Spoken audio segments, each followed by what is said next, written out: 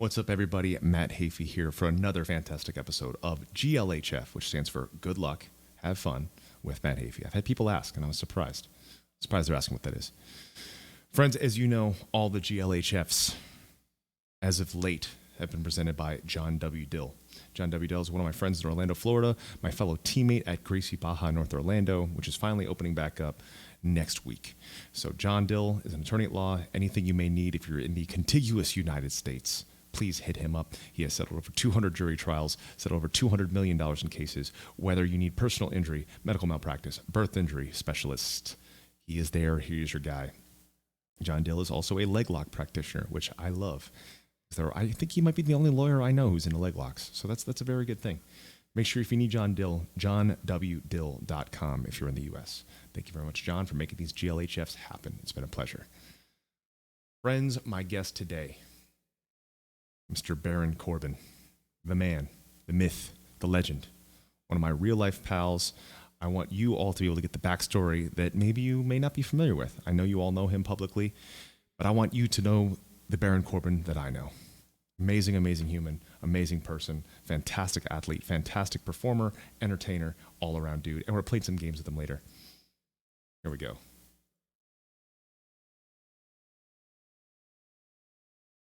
All right. And we are there. So this is looking good. This is looking good. Cool.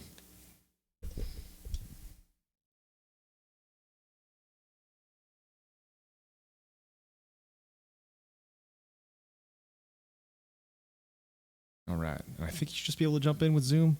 I know every single episode, it's a new adventure, a new journey to see how we start off the video connection to video connection. But I think that makes this special. That makes this special.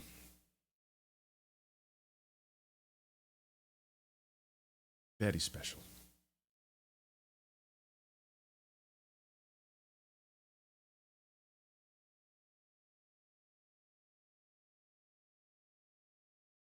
One second. Resend a new invite. I don't quite understand Zoom myself.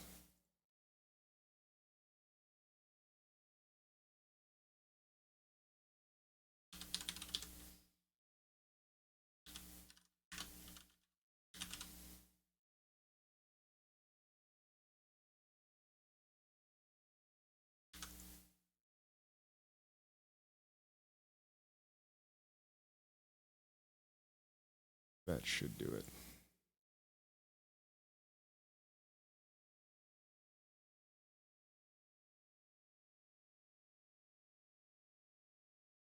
Okay, we had to send a new chat invite.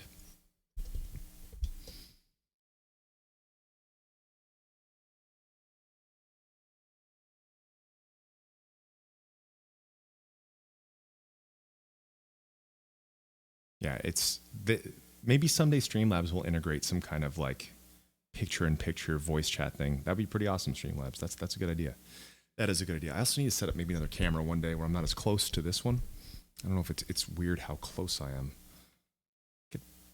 I don't think I could zoom out of it, actually. Don't think I could zoom out of it.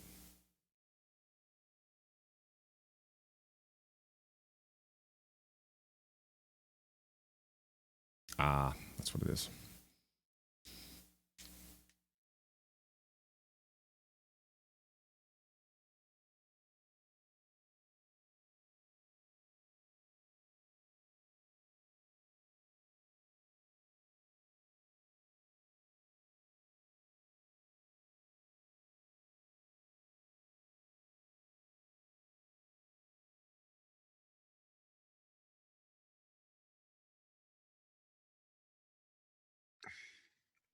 Yo, I hear you. What's up, man? Hey, what's up? Let me disable my camera. No worries, man. I was just saying how they need to make something in OBS that just has this built in. Dude, be so much better. Yeah, it totally would. That's why you have like the super up close face version of me. I wish I could just give you the normal camera. Now it's just my face. Oh, hey, we like the face. It's a whole lot of face. Ashley's been asking me every day, when are you shaving your face? I kind of look like I'm a mountain person right now. Or a forest person. Never shave. Come on. There we go. There we go. We're halfway there. Yeah, if you hit deactivate on OBS, should be. Oh yeah, it's happening. You're up. Yeah. You're live. I'm coming. Here I come. Maybe. Hold on. And everybody, this is being co-streamed right now at the same time. My channel and the Sweets channel right now. Wait. Here we go. Ladies and gentlemen, here he is. There he is. The man, the myth, the legend. Make sure. I have problems if you can't tell. No, it's good, man. It's good. I've been trying to get people to get their questions ready for the middle. A lot of people got some good questions. We just had some gift subs in ours. Oh, heck yes. Well, we're about to play some Overwatch after this as well, which is going to be amazing. It's going to be awesome with all people from the channel. It depends. You might not want to play with me anymore after this. Like, dude, I'm tired of carrying dead weight here. Well, now you're going to crush it. All right. So, ladies and gentlemen, welcome my good friend, Baron Corbin, to GLHF. It's good to have you here, man. What's happening? So good to have you here. All your peoples. So how have you been doing this fine quarantine? I love it. 99% of it, because I get to be home. Yep. I mean, you know this. Life on the road is it's hard sometimes. I mean, we get used to it, but it's one of those things where I haven't even been around my wife this much in forever. Yeah, you and I have roughly the same amount of away time, I think. You guys grind pretty hard with away time. Like how many days or months away are you a year? I mean, we're gone 4 days a week every week. Damn. I mean, that's when we're doing let me see, my chat saying, I gotta see, they said if they can turn your volume up, but how do I turn your volume up? That'll be in Zoom. Damn, I'm not really sure. I think whatever your main mixer source where you see my voice peaking, if you could turn that up from there. Your desktop audio. Yeah, let's see. Check. I'm either gonna make them deaf or they're gonna be like, this is perfect. Check. That worked, they said. Yes, perfect. There we go. There's always there's so much stuff and there's no real good guide on how to do this stuff. Like my rig is kind of a nightmare right now. I need to clean it up a little bit. Yeah, my friend that's in my chat here, Josh, he sometimes I'm like, dude, just do it. And he takes over my computer from Michigan and fixes everything that I screw up. I've got one of those. That's Deformance in here, but he's in Holland. So oh, nice. Yeah, he's my dude. But no, I was saying so we're 4 days a week, but we do the overseas tours. Then we're gone 10 to 12 days. So you're going out on the road 3 months at a time, but then you get a good block at home. Yeah. Yep. I mean, I at least get to come home every week. It's just for a couple of days. Mm-hmm. And you and I, we had our kids roughly around the same-ish time too. Yeah. So that's yours are a little bit older than mine. That's what's been a crazy blessing for both of us is that we've had so much time with our kids. Yeah, it's insane. Yeah, because I always say my dad was a Marine, so he had to be away for multiple of the first years of my life. And I think right now, because we planned for one kid, we planned the timing to work for one kid, but then ended up being two. So yeah, so I threw everything off anyway. And then we just didn't have tours planned. It wasn't because we scheduled that way. We just happened to not have tours. And then we had the pandemic. So I've only missed 3 or 4 months of their 18 months of existence, which is that's nuts. insane. That's insane. I've been home these months, so I get to see all the fun little quirky things that you miss. Yeah, it's awesome. It's awesome. Well, let's take it from the beginning. Let's get the origin story of Mr. Corbin. So when did you first start falling in love with sports? Take us back to before you ever started playing anything. Man, I think it was just, I was bigger than everybody. So it was one of those things, everybody's kind of pushing and pulling you to do different sports, football, wrestling, baseball, whatever it is. And you starting to try to find things you like. So my dad just put me in a ton of in a ton of different sports to see what kind of stuck, what I was good at, what I enjoyed. And went from there. I was on a soccer team, but my soccer adventure ended after I punched a kid on my own team in the middle of a game. Apparently that's frowned upon. So no more soccer at that point. Basketball ended when I would just foul out every game, and it was I think we're in a contact kind of guy. So that's where we got into football, and then that kind of spawned everything else. Getting into how old were you at that point? I was third or fourth grade. Third or fourth grade is when football. That's awesome. That's awesome. Yeah. I saw that you did some boxing and that you did some grappling. What age range was that? I know it was High before school NFL. and college, and then a little bit after college. So I started boxing when I was um, probably 16 Damn. until I was in college. I won the gloves 3 times, and then I got into jujitsu in college, and then I started training at Lions Den out in Scottsdale when I was playing for the Cardinals, and then I did some Naga tournaments Oh through damn, that. that's awesome, And man. so it was a lot of fun. That's awesome. Another thing Lions where Den. Is that where size Benson was an Henderson? advantage. Benson Henderson Uh, was out of there? I It was the one in Scottsdale. A guy named Scott owned it, and I had no affiliation with Shamrock. Okay.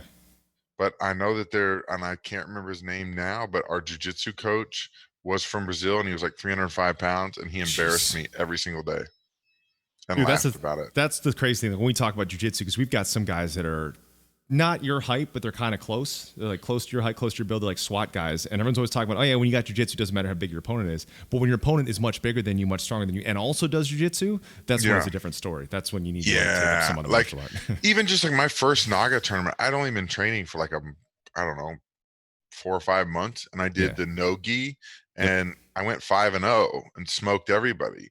But it's because I had a wrestling background, and then just, dude, I mean, the first kid, I don't even think it was a real move. It was just kind of a neck crank that I made up, and he tapped out. So it's like, I like oh, neck I'm bigger cranks. than everybody and really strong compared to a lot of these dudes because they're flexibility kind of guys, Mm-hmm. want to be flexible in jiu-jitsu. And I was benching 500 pounds and squatting 700. I was a Jeez, man. monster. So, and Dude, I was that's nuts.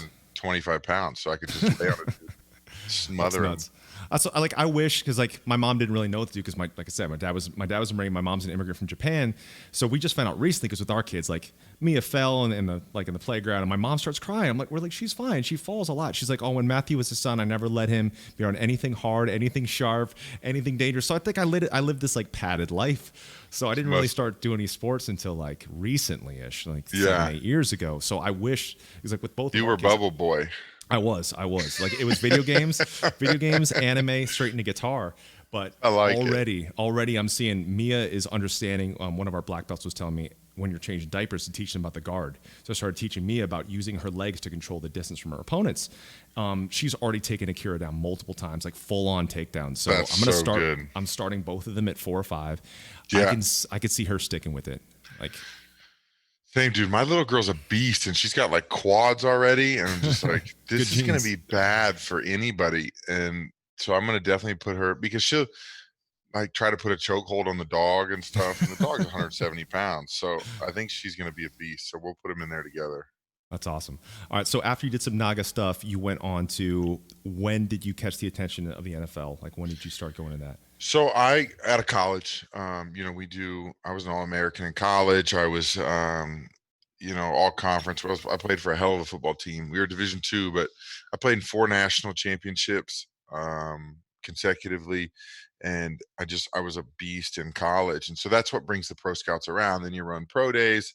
And I think really when I caught the attention of the NFL was I was 322 pounds or something, and I ran a sub 540. Um, Damn. so that was, I mean, that's just kind of That doesn't top usually happen. top Yeah. tier. No, Yeah. it doesn't. Yeah. So that's when a lot more pro scouts started coming around, and when they did that, that's kind of when I knew I had a shot. And then after college, went through the draft and went in to Indy as a preferred free agent. Indy didn't last very long. I was there like 6 months, enough for a cup of tea. But then I went to Arizona, and I was in Arizona about 2.5 years. Mhm. So it was a fun little run. But it's when it's hard. And I don't think music ever is this way, but um you can have fun doing something, then when it becomes a job, it's not as fun. Mhm. And football was a job, like nonstop. You're sweating your job every day at 3 o'clock when you're a backup and that kind of stuff. Um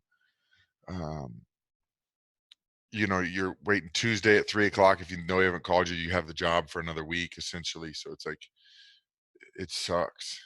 I wish musicians had to go through what athletes have to go through, because I think that's the big problem with musicians. Because you were saying like when it feels like a job, we've had it feel like a job at different times with different lineups. Like when it's just not fun, because even Yeah. though no matter how much work you're doing, if there's someone in the lineup that's not doing that work, they start to pull you down because they feel like, well, because I'm signed, I'm there. But with Or athletes, you can't do that. yeah, and I've seen it in some musicians too. Like, I mean, I assume you did the van life for a while and all of that, but you see some of these bands come along that go straight from nobody to a bus Mm-hmm. and then ego, and you're going, yo, you didn't come on, bro. Yep. You don't know about that hard life. Yeah, we see that a Where, you lot. know, Yep. but that's kind of what goes on nowadays. But yeah, I mean, the athletics, there's no, I mean, there are people who get to that place because they know somebody, but for the most part, they weed themselves out very quickly because Mm-hmm. when there's actual physical dominance that keeps you around, it people who don't belong, it shows them real quick. Yeah, yeah. If you're not performing, you're done. Yeah, I mean, that's what it is because you're just getting buried, you're getting hurt, you're getting, I mean, all kinds of stuff. So Yeah. So from there, did you always have like obviously you had an interest in boxing, you had an interest in grappling. When did you start realizing like, hey, I want to get into pro wrestling? Like, what did they see you? Did you see them? so I've always been a fan of it. You know, I grew up with wrestling in the house. My dad was a big fan of all of it, and that's kind of what you know, always kept me interested in the sport and watching it on TV. And I had my favorite guys, and a lot of them were ex-athletes. But when I was done playing football, I was on a cruise and I met a guy. Um, he's actually a manager for a few bands, but he was like, well, what do you want to do next if football doesn't work out? And I was like, well, I either want to go to the UFC and try to fight or go to WWE and make a career there. And he's like, well, I know somebody in both, so let me know. And I thought about it for a couple of days and I was like, man, WWE seems like a lot more fun. And, you know, I've already done that hard road to get somewhere and I didn't want to have to go back to like UFC, for example. You go fight in some bars and get a record. And I didn't want to go start from the bottom up. And so I said, you know, I want to give WWE a shot. And he knew the guy who ran the music for WWE. And then he called him and that led to who's this dude? And okay, let's meet with him. And then they flew me out like a week later and they put me through like a little tryout here in Tampa. And they signed me right after that, man. Damn, that's They awesome. gave me that choice too. And they were just like, you know, do you want to do this? We have athletes come through all the time. They don't want to, you know, live that lifestyle because it's hard and it was restarting just in a different way. Um, but it was fun. Like the process was fun. I was here, I don't know, probably 3 months, 4 months, and the Jaguars called and they're like, hey, we want to sign you to the Jaguars. And I was like, nope, I'm done, bro. Yeah, So it was like I'd found a new love. that's amazing. Who were some of your heroes growing up? In the wrestling world, it was like Big Boss Man, Bam Bam Bigelow, Razor Ramon, and my dad was a huge Kamala fan, and I think for the little kid in me, I was kind of a fat little kid, but I was athletic, so I really gravitated towards those bigger dudes like Boss Man and Bam Bam Bigelow and Razor and Scott Hall, like those guys that could move really well, Mm-hmm. Undertaker, and that's what kind of I think kept me interested in it, and I think that's kind of the style I've developed. What I do now has come from guys like that. That's awesome. That's awesome. I've always wanted to be bigger physique wise. I've always tried. It never stays. It It's never dude, keeps. it's hard, man. One day I need you to like, if you don't mind, write like a brief training regimen. I've always tried. It disappears in a second. Anytime I've ever put on size, it goes away immediately. Like no Man, matter how it much I comes eat. down to what you're eating. A lot of Yeah. it. That's what I guess I sucks. got. I I mean, the guess I got to style eat you're more. lifting. I mean, I've had to change my body um, dramatically. From football, I was 330, and I was looked like a refrigerator with a head. And you know, now I've had to change it. So I've changed the way I eat, to change the way I work out, my cardio, all of those kind of things. What's your normal like? If you had to break down your training diet, like what's that look like throughout a day? Every meal. I What mean, is it? right now I just adjusted it. I'm cutting my carbs back and really trying to lean out. But I mean, I'm waking up and I like to start my day with a shake. It's just you should always have real food. But for me, dude, I get out my blender, I throw ice, protein, almond milk, espresso beans, little peanut butter, and then like a little bit of vitamins in there, and grind it. I mean, I have a smoothie for breakfast because I feel like that's what gives me the energy to kind of get going. And then I usually lift about an hour, 45 minutes after that. I put a gym at the house right now because, we can't go anywhere. Mhm. So I've got my gym at the house, and I'll lift, and I have a shake. And then, so my first 2 meals are kind of shakes, which Mhm. some people would say it's good, some people say it's bad, but it's what makes me feel good. And I think that's one of the things you have to really look forward. But then I kick in with the real meals. Like today I had 2 chicken breasts with peppers and cauliflower mash. And then I'm gonna have some steak and Brussels sprouts in a couple hours. And then I'll have another meal that'll be some sort of protein and vegetable. And then for dinner, I'll close it out with just protein, vegetable, and a little bit of fats. Damn, there's like And it, almost no carbs in your diet. right now, Yeah. like 2 days a week, I'll have some carbs post workout or in my lunch, but like that fourth, fifth, and sixth meals in the day, I don't really mess with carbs right now. If Damn. I'm dragging, like when you're dieting hard, your energy levels just drop. I'll throw in some extra rice, or like I'll throw in a piece of toast with peanut butter, like as a treat. Like, oh shit, this is gonna be the good stuff. But Yeah. yeah, I mean and the one thing I've changed with my diet, because I've tried everything. I've tried keto, I've tried intermittent fasting, I've tried this and that. Right now it's portion control, man. Mm.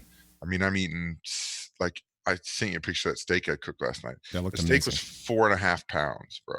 2.5 hours to cook it. And I had it with prosciutto wrapped asparagus. So that's where I got my vegetable, a little bit of fat, put olive oil on it. But I only ate like 8 ounces of the steak, Huh. So what which are your my wife calories? ate more than me, and then my nanny ate more than me. Yeah. What are your But calories at a day? Like 5, 6,000? That's what it sounds like, or no, less. they're a little bit lower than that. Yeah, it Yeah. sounds like 3, 4 then. I think I've like a high day is 4. Wow. Okay, that's So lower than I would have thought. I would have thought it would but have been higher. yeah, and then normally I'm eating a lot more, but it's just also I'm not doing so much right now. Like my days have a lot more sitting around in it because of Mhm. the inability to go and do stuff. And like when I'm on the road, man, a typical day on the road for me is, let's say it's Thursday, I fly in, land, go find some food. But now I travel with my meals, which makes it a lot easier. Mm. I get my meals from Megafit. They're super healthy, awesome meals. But um, I'd eat a meal, then I go straight to the gym. I lift at the gym, then I go eat another meal. Then I have to go like check into my hotel or find a hotel, or I'll go hiking if we're somewhere cool, or I'll go to the mall if I need something, if I forgot something, or I'll go do some extra cardio. I'll do something, then I go to eat, then I go to the show. At the show, you're moving around a lot. You're kind of screwing around with a bunch of guys there because it's a lot of fun. Then you wrestle, and then eat, and then you hit the road. Sometimes if you're not staying the night, you'll hit the road and you drive yourself. I ride alone, so sometimes I'll hit the road at 11 o'clock at night and drive till 3 a.m. and do it all Damn. again. So you're like, I'm constantly burning calories. Yeah. So my portions were a lot higher, and so now I've had to adjust that for my output for the day. I That's lift at 10, and then yeah, I'm doing stuff around the house, but it's not like I'm wrestling a wrestling match and going to the gym and doing cardio. And if I'm in Utah taking a hike up a mountain, or whatever it is. um so that's why they're fairly lower now. yeah. That's interesting. So I've always heard that, and I was never really super aware until recently. But a lot of you guys drive yourselves after. Hmm. So you do those super long hauls, then check in, and then what time do you have to get up for the next day's training? Like you getting the right um amount of sleep? I have to get at least you know 5 hours of sleep. I run That's it. real well on 6. That's Like, it. I'm a freak, dude. Like I can run real well on 6. um I need like 8 at home. I mean, the but kids don't really give us that. I need like 8, and 9 is optimal on tour. yeah. So that's where I'm getting. When I so we let's just say, like, hypothetically it's a normal week and we're doing 4 days on the road. You'll have anywhere between like an hour and a half and 4 hours is kind of the drive range. Every once in a while you got a longer hike, like 5 hours. um and then I like driving at night just because there's no traffic, unless I'm going through like a cool area that I want to see during the day. Mhm. But not the safest thing. I just throw my iPad up and watch a movie that I've seen before, so I don't actually have to watch the movie, but I can hear it and know what's going on, and that makes the time, I guess, go quickly. Mhm. But I'll get to the hotels, and so I was having to change it because on when I'm running like SmackDown, or if we're running a show the night before I fly home, I always get anxiety about sleeping through my alarm and missing my flight. Mhm. So the night before I go home, I usually end up getting like 2 hours, and then I get home and have to be dad. So you know all about that. Yeah, Like, dude, so that's then I get harsh. home and I'm like, oh my goodness, I'm screwed because now I'm tired. And then like I'm like, okay, when I get back on the road, I'll catch up. So it kind of switched to where I was doing 6 hours a night, which is great for me, to having to get like 8 or 9 the first 3 nights because I know the next 4 nights I'm not going to get any. Yeah. So Damn, that's nuts, man. Because like, yeah, I even think about for me, because like when I'm on tour, I'm like, I know that I should have at least 7 to 9 hours, which sounds selfish now saying hearing because like athletes, bro. I thought you guys have to get more than me because I'm just Yeah, trying to heal my voice. You guys are healing your bodies. yeah. I mean, I think it's one of those things you just kind of get used to. Your body's used to being a little sore, and recovering when it can. And plus, I have things like, dude, I'll watch, or I mean, I've got like Normatex that I put on my legs to help my legs recover, and you do things like that to help recover. But yeah, you need more sleep. But some guys like, dude, they say Vince only sleeps 3 hours every night.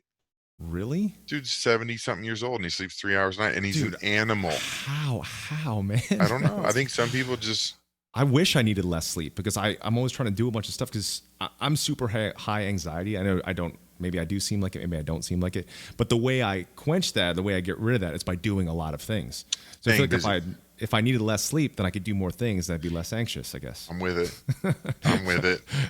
There's some days like this morning though. I mean, my child was up at 5 this morning for some food, so I got up Mm-hmm. and then I got back in bed about 8 o'clock. And once the nanny took over and my wife went to work, I got back in bed and I slept for like 2 hours because I was lifting at 10 and I was like 9:57. I was like, okay, I'm getting out of bed. Like one of those things, man. But yeah, you just kind of learn to adjust and what your Yeah. body needs to get it rocking. I remember I don't know, but Dave. I think that too it plays a role in success a little bit. Like, Mhm. I mean, my brother can sleep 10 hours a day. To me, I feel like I wasted time where I could be accomplishing something. Absolutely. That makes sense. So, I remember David Draymond told me because we did the Vengeance Falls with them and we were talking about sleep schedules. He said his entire life he's been a bad sleeper. He sleeps about 2-ish hours a night. yeah. And I was like, dude, as a singer, how the hell do you do that? But he's like, it's just what you get used to. Yeah. How's your kid been sleeping? Like ours are finally Terrible. doing good. Really? Terrible. Yeah. She's a jerk. Our daughter was sleeping through the night at 3 months. Akira Not fair. not till 13 and a quarter. Didn't start Dude, sleeping. every 2 hours. Really? Now, by some miracle in the last 2 weeks, she's slept from 8:30 to midnight. She gets up for like 10 minutes at midnight, and then she wakes up between, I would say, 4:30 and 6:30 to eat, and then she'll go back to sleep till 7. This site should start paying me, and they're not, and they don't know who I am, but Taking Care of Babies. I think I might have said that to you before. Taking Cara Babies. It's kind of a play on words. It's not that funny, but Taking Care of Babies. That's what we did for Akira. So what we did with him, because Mia was sleeping through 3 months, by 3 months, and Akira wasn't. So we're like, there's something up with him. So we kept trying to figure out what it is. They said it might be his iron levels. We didn't want to test him because he's super angry kid. Like he's super sweet, but like he's like me. If a package shows up, an Amazon package, and I can't open it, I kind of start to freak out. Like I want to like destroy the box. Yeah. And I usually have to go, Ashley, open this for me. And he already has that rage. So what we did with him, we found this sleep training expert. She's been training babies to sleep for 30 years. Yeah. She came over for like a week or maybe it's 2 weeks. She gave us 50% back, but she could not teach Akira. She's like, I don't know. I can't figure your son out. She charges 50% just for Mia. So we found that website, Taking Care of Babies. I think you have up until 2 years old. So you still have a window. But this thing, it's like a 6-week training regimen. It's like a really like, it's the kind cry it out. You let them cry for 5 minutes. You rub their back, you leave. 10 minutes, leave. And then you keep doing 15 till they fall asleep. Do that for 6 weeks with him. And he finally, when there's nothing wrong with him, no teeth, no stomachache, no nothing, Oh, he'll sleep. He sleeps. So yeah. you should take a look. So ours, we tried the kind cry it out method, and it just she stands up and like demands you pick her up, and it's hard, but she'll get so worked up she just vomit. So Damn. you're like, oh no, and like she Yeah, gets so when they worked do up. But that. she's been great lately, so we're hoping she turned a corner. But yeah, teething, gas, all that.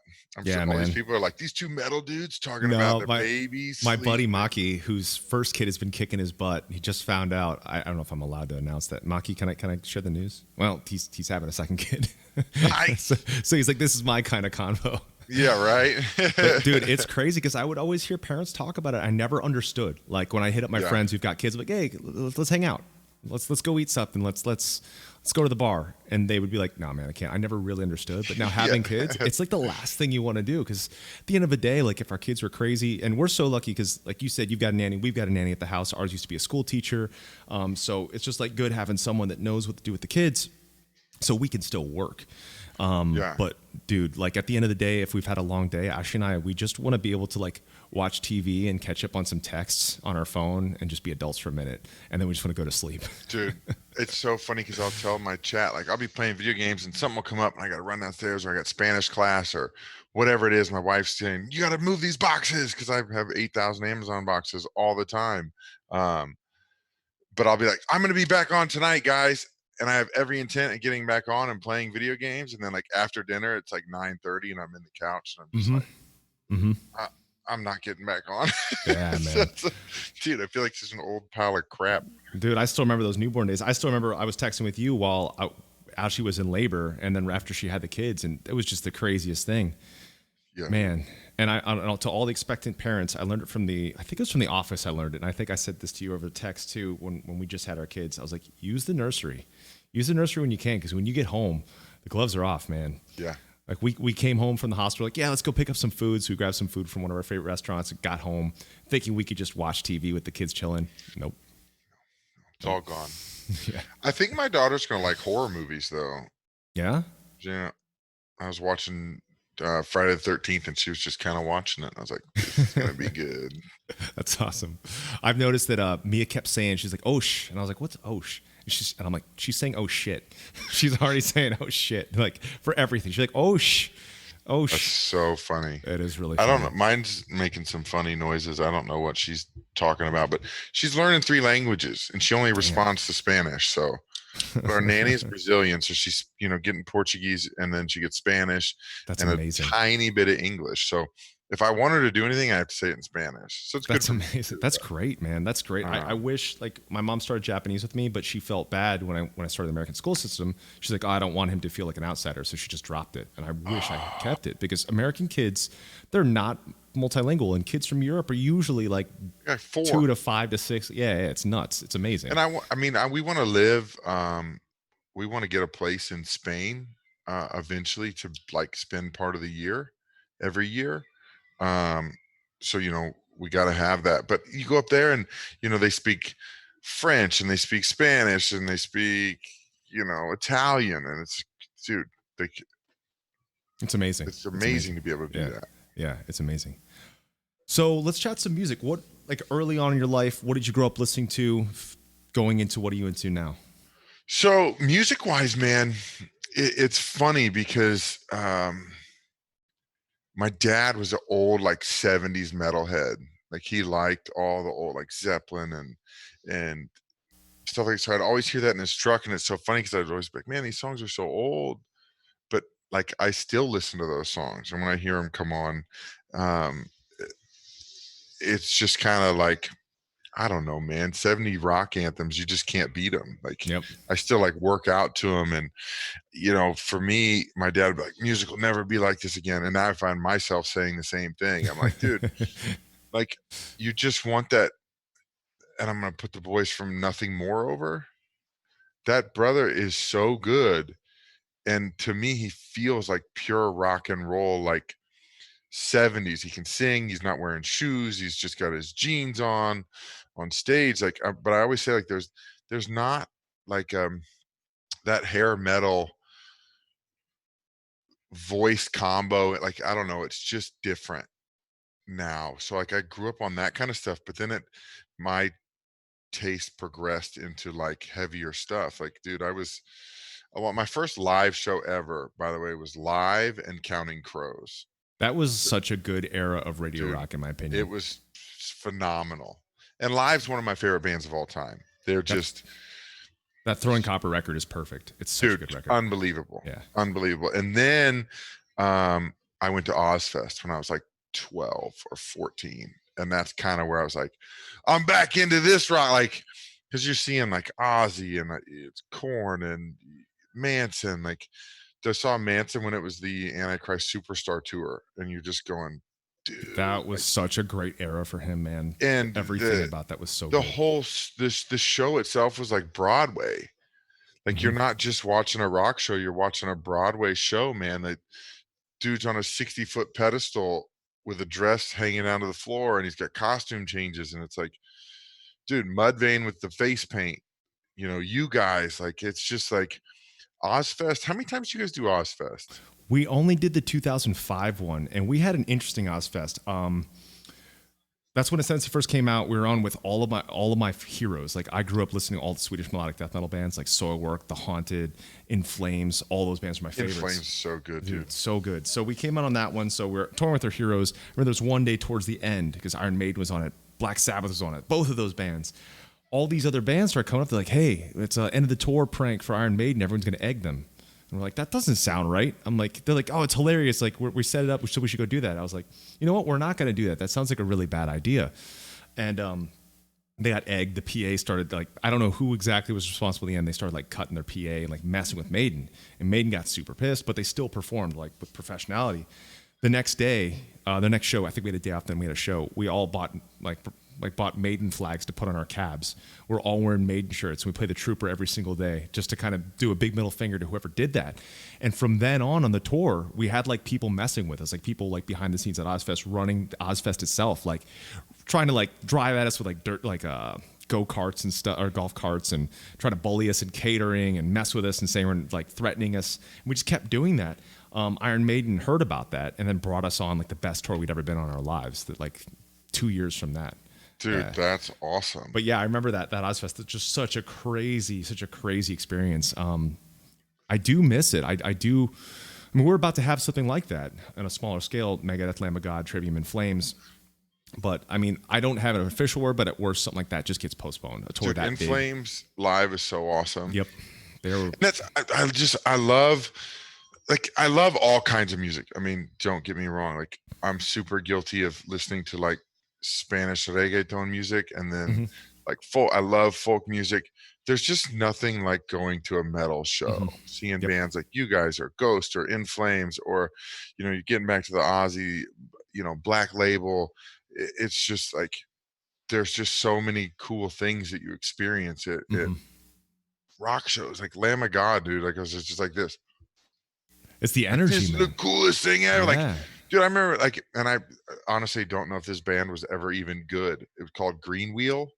I'd never heard them. Dude, don't know. They were on Ozfest, and we were like in the mosh pit, and I bumped into this old man. He's like, "That's my son up there," and I'm like, "This dude's like 65 in the mosh pit because his son's singing the song." I was like, "This is awesome!" Like, just the energy that it got. It's infectious to everybody, and I can't get in pits anymore because I can't risk getting hurt, because you've seen some dudes in pits. They're not exactly athletic.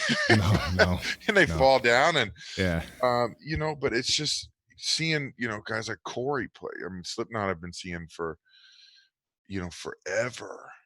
And they're just, like I said, Mudvayne when they had paint on. I used to love Mudvayne. And that first record was nuts. I remember the first time hearing Dig. I was like, this is just, dude, it's so good. There was nothing good. like it when that came out. Yeah. And I struggle to find amazing bands now. Like, I just revert to everything I was listening to when I was 16 and 18 years old. And then the shit my dad was listening to, that old 70s, stuff, Megadeth. And it's just like, I gotta send you my recent playlist, because it is, It has been trickier to find them like a quicker scale, but there are some really incredible records. And knowing what you're into, you need to listen to Fit for an Autopsy. That's the first one you need to listen to. They're one of my favorite bands on the planet. Some of the coolest dudes in the world. And their last 2 records, it was like when I heard their record, The Great Collapse, the one before the newest one, it was like the first time I heard Pantera. Like, really? I've told the guys that, and they're like, no shit, Matt, that's insane. Like, Dude. They couldn't believe that, but it was the same exact feeling. So Fit for an Autopsy, Thy Art Is Murder's last 2 records are incredible too. Like, those are 2 heard records. Them. Yeah. Those 2 are really, really great that you should check out. I'll make you a playlist, a little bit of everything. But those 2 there was another one. Corey sent me something Pigs. And he got me into Code Orange. Mm-hmm. They're pretty awesome. Man, what is it? Something Pigs. I can't remember what it is. I'm not sure which one that would be. But yeah, definitely. But I liked, Avatar still I like Avatar. Yeah, Avatar's but speaking awesome. of Pantera, dude, I saw Damage playing like 4 shows before all that went down with Dimebag. And I was like, dude, sucks. Because they played Rockfest in Kansas City. Mm-hmm. Damage playing was dope when they were doing their thing. Yeah, I remember seeing I saw Pantera on the Reinventing the Steel tour, Hard Rock Orlando. They brought out Sepultura, or actually they brought out Soulfly, Morbid Angel. It was such a killer lineup. Like that was a really, really good one. So you got to check. Yeah, it was really All good. Pigs Must Die and Knocked Loose. Those were the 2 he Knocked sent. Loose is freaking awesome. I haven't heard the other one. I looked them up. But I've got some really good stuff that from the last 2 years, I'll send you on Spotify. But my top records of last year, there's some really cool. You like stuff. A lot of like Swedish European stuff. Oh yeah, right? oh yeah. Dude, Gojira's so good. Gojira's incredible. I absolutely love their stuff. I learned that everyone calls the laser beam noise in the guitar sound that they make that weird sound that Joe always does.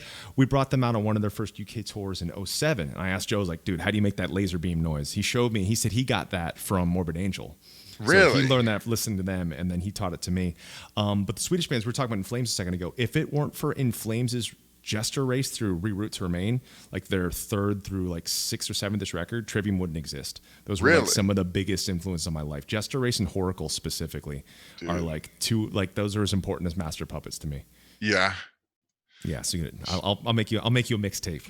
Yeah, I can't wait. Of all the old stuff. Just do it on a CD so you can write on it. Yeah, so I got some good stuff. And then the new Counterparts is also incredible. Counterparts is like this super melodic, like thrashy punk band. Okay. There's some good stuff. I'll get my. I like some of that thrashy punk, man. I like some of there's like what's his name? Henry Poe's like a weird, super dark, funky. I don't know. We gotta trade some stuff. Yeah, dude, I've got some weird. Like my Amigo the Devil's like my folk music. You were saying Master of Puppets. I'm gonna break your heart. I don't like Metallica. That's all right. Like Corey takes Megadeth over Metallica.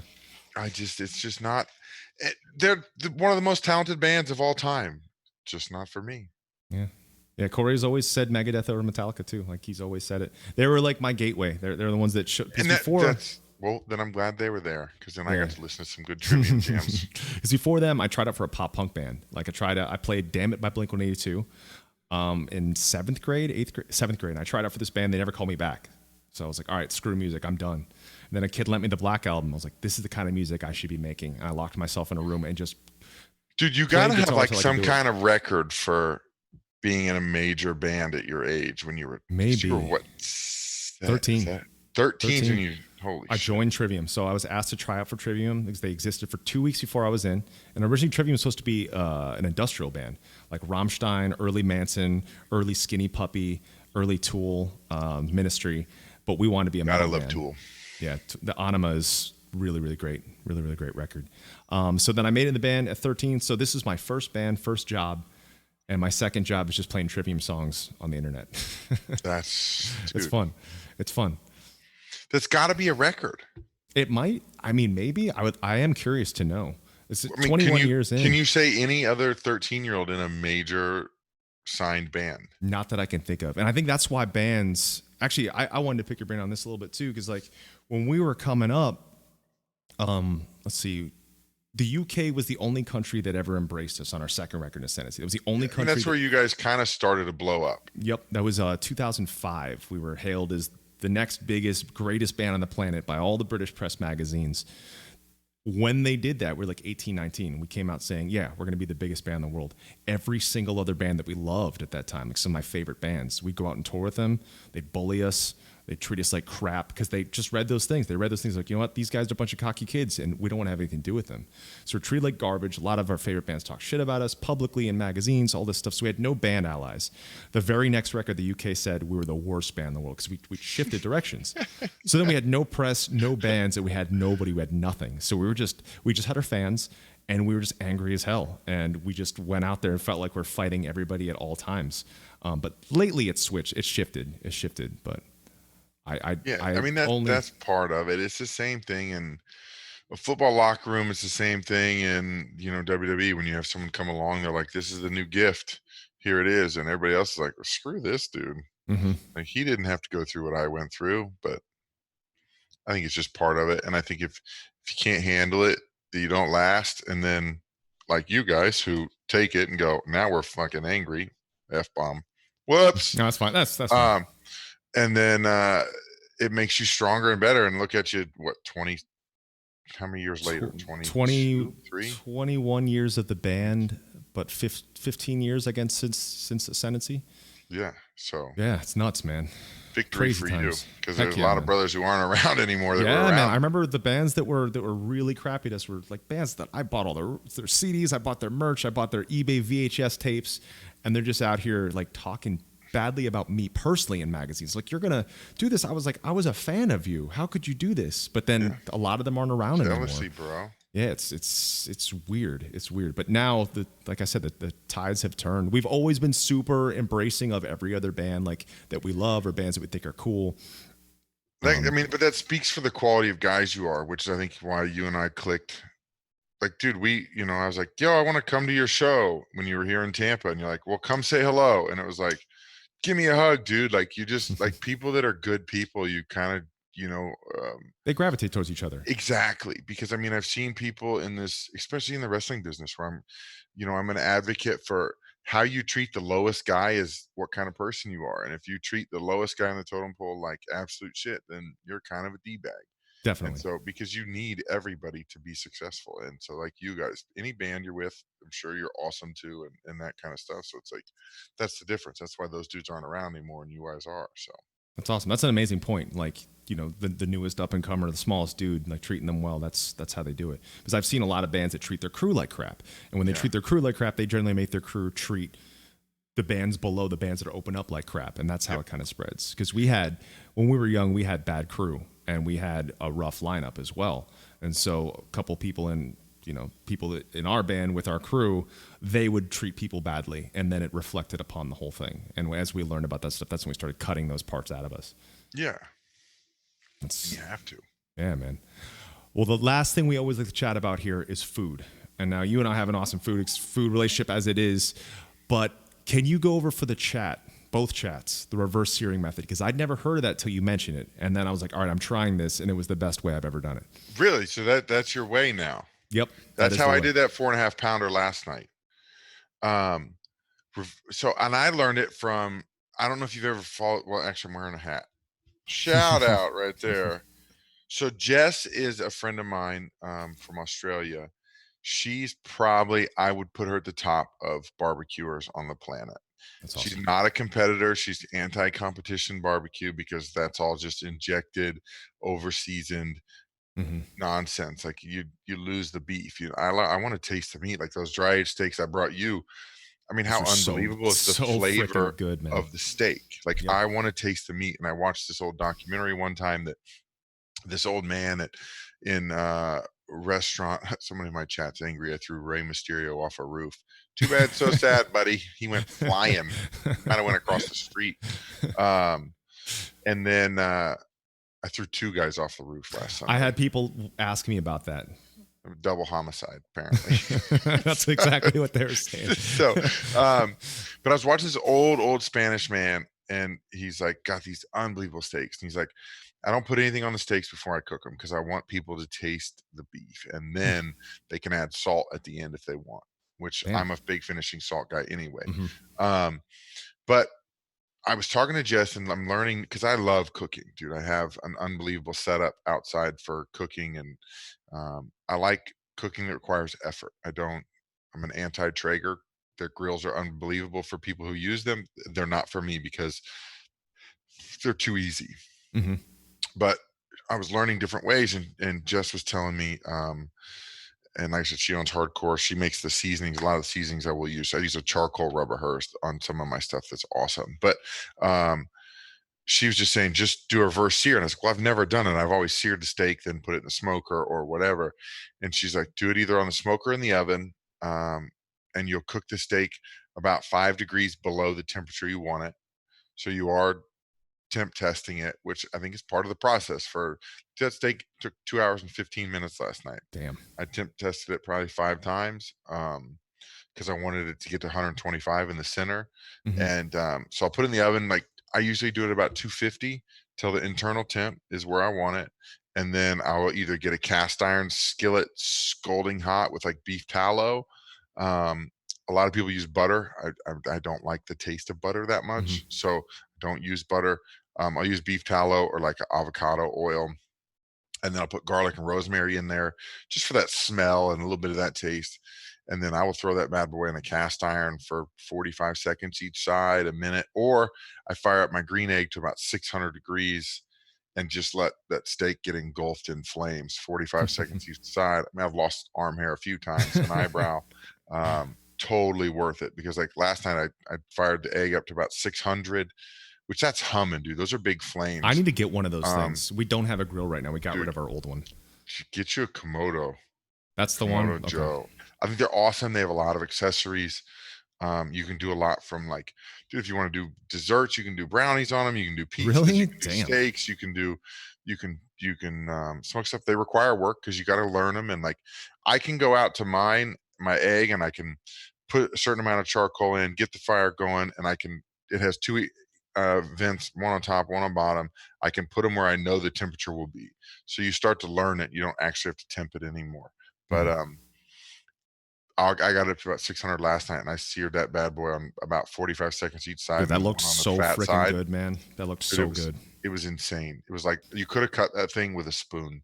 That's awesome. That's a strip and a fillet. It was incredible. So That's yeah, awesome. I love cooking, and I've gotten into making sauces like like I make a garlic brie sauce for tenderloins. I'll make I got this jalapeno crack sauce that I got out of her cookbook. If you make tacos ever, you gotta make this sauce, dude. That's one of the main things that back when I used to cook. Actually, you got me back into cooking, because like I used to have a food blog. I used to cook all the time, and ever since I started streaming and jujitsu, I just stopped cooking. Yeah, I'd clean, I'd help with prep, dude. It's time consuming. Yeah, but when you brought those over, that reignited. Like you seriously brought me back into cooking. Yes. If you really did. You gotta cook for me. Yes. We could do our different methods, because I found something that was a game changer for the reverse sear. Because I was like, man, I'm tired of opening the oven and checking it, because I kept letting heat out. Alton Brown mentioned I need to send you the exact one I have, but it's thermometers that stay in the meat the whole time. Yep. They come outside the oven. Yeah, those things. That was a game changer. Those are cool. I've got a couple of them. Yeah, I like that one a lot. I've got mine. Will go to Bluetooth on my phone. That's awesome. So I don't like stabbing something in there before it's cooked, but it said it didn't matter. I'm not sure if it does or doesn't. It doesn't, because you're doing the top, so it's not like juices are flowing out or anything. And it's better than like stabbing it once. Is better than like opening and poking a hole, opening and poking a hole, and opening and poking a hole. So yeah, you can do it like the Bluetooth, or like when you get good, and I'm not confident with $100 steak yet or something like that. One last time was like $80. I mean, I think I paid 60 for it, but like a lot of people can go in and just push on it, like the real good people, and that I just don't like trust hand it. texture or thumb texture. Yeah, so they say like this I think is well done. This is medium well. This is medium, and then that's medium rare, and then that's rare. But I don't trust myself. Yeah, I don't with that quality of a steak, dude. Like I've got a steak in the freezer. I think I'm gonna do tomorrow. It's A5 Wagyu. Damn. I sent you a picture of it, didn't I? Yeah, I got the one from yesterday. That looks so good. You need to have more. I want to see more food on your Instagram. So I know I'm gonna start doing a lot more. And Well, we got when a this, taco here in Tampa that I helped I create saw at that. the That taco sounds place, awesome. raising some money for some hospitals. Oh, damn, man. But yeah, dude, cooking for me is fun. But like I said, if you ever make tacos, I'll send you this recipe for it's called jalapeno crack sauce. And it's not really spicy. So if you're not real spicy, it's perfect. That's awesome. Do you make any Japanese food? It requires so many small dishes and so many utensils. My mom does, and my mom's food is unbelievable. I tried once. My wife and I wanted to do ramen, everything from scratch, making the noodles, absolutely everything. Yeah. We made everything. It took us like 3 days to source the ingredients because we had to get alkaline powders and salts. We made it all. I had made tare like out of scorching the chicken bones and had beef bones and did all this stuff. It was amazing. I made a ton, but afterwards it was like a week to make one thing. I think that's around when I quit. That and making stuff. My favorite chef is also Australian. His name's Benjamin Cooper out of Chin Chin in Melbourne, and he does Thai food better than any Thai food I ever had in my life. I had it. I was so blown away. I bought the cookbook and I made it at home for Ashley because she wasn't there with me. But it took a week to do everything. And then actually Benjamin Cooper saw that. We became buddies. And so the next time I came through, he gave me cooking lessons on making Thai curries in his kitchen. But those two dishes. That's what ramen, you're cooking for me, bro, is Thai curry. I'm in. I'll do it. I love Thai curry. I've made a mistake too. Like I like spicy food. And there's a really good Thai place. And they're like, how hot do you want it? I was like, pretty hot. And they're like, well, we have like 1, 2, 3, 4, 5 or Thai hot. Yep. And I was like, let me try the Thai. So I smelled it. My eyes watered. Yep. I ate like 4 bites and she goes, you want a new one? I go, yep. I said, I'll pay for this one because I was the stupid person. But she's like, no, worry. No, let me pay for it to learn my lesson. I could go maximum heat. I don't know why. I can't do it on tour. It burns your vocal cords. But Indian places, I go I think fall is the step above Vindaloo, and then I always go Thai hot. I'll go hot as possible. I like that adrenaline rush. I like that. Dude, it's almost terrifying. Yeah, it's almost like you're super drunk when it's that hot. Yeah. But now I can tell I'm getting older. I can tell I'm getting older because like if I eat spicy food now, I have reflux for at least a day, and I'm finally getting the other effects that people always talked about and said isn't a thing. So yeah, no, I have an iron belly, so I'm good. Yeah, I'm getting old. I'll have to hook you up one time with Shinsuke Nakamura. He lives in Orlando, and is he the ramen guy in Tampa? No, he's one of our wrestlers. Oh shit! But he makes incredible Japanese food, and his wife is a pastry chef, so she makes Japanese pastries. Whoa, yes. I'm in. We need to make once everything is back to normal, we're hanging out. We should do segments of us cooking together live. We should do us eating and posting the finished results online. We've got a lot of stuff to do. You literally live an hour and 30 minutes from me. You live 10 minutes from my wife's twin sister. So yes, we have to be hanging. Dude, yeah, I know. When was the last time you were down here? Before having kids. We have yet to do a road trip. We've been planning it for like a year. We're like, yes. We'll let the kids get a little older, and then we'll come. Ours can handle about 30 they can handle about 30 to 45 minutes in the car. That's where my little one's at. She starts rampaging because we were like looking at. We're like, maybe we'll get we'll rent a condo in Georgia for a couple days, and I'm like, we can't. The baby's not going to make it that far. There's no way she's going to do we're 8 not ready. hours in the car. Ours need to be ready for a plane, but we're not ready for that yet. Mine's flown twice. Really? Yeah, she was awesome. Damn, that's good. Hopefully, I think one of ours will be good, and the other one will be bad. That's one of Shinsuke's Japanese ramen homemade meals. So if he's in Orlando, he probably eats at Shin. Shin is like our go-to sushi place, and that's where all our Japanese friends all go there, and that's where my mom got it from. So we eat there all the time. He's a big metalhead too. Okay, he makes his own ramen too, so maybe that'll save you a day. Just buy the ramen from him. Yes, I'm not doing that ever again. Making noodles was so difficult, like finding that alkaline stuff. Well, dude, it's been an absolute pleasure having you on GLHF, but it's time. It is time to Overwatch now. It is time. Let's shoot some fools. Let's do it. All right, so you're gonna have to. I gotta add you on everything. If you want to send me your stuff by text, I gotta get you on. Do you use Discord for your in-game chat? What do you normally use? Just in-game? I haven't used it on Overwatch yet. Okay, Overwatch was my first computer game because of you, but I do have Discord. Okay, yeah, you could do Discord even on your phone if you want with headset. I'll just It's your keep it. call. My dude Josh will walk me through. Okay, cool. So we can pop off here. I'll load up Overwatch. I'll send it to you, and we'll shoot some fools. Yep. So I'll need your Blizzard account number and name, and then your Discord one, and I'll add both. I will open it up immediately and send it to you via text. Heck yeah. All right. I'll see you in a sec, man. Thank you so All right, much. Peace. Later, dude.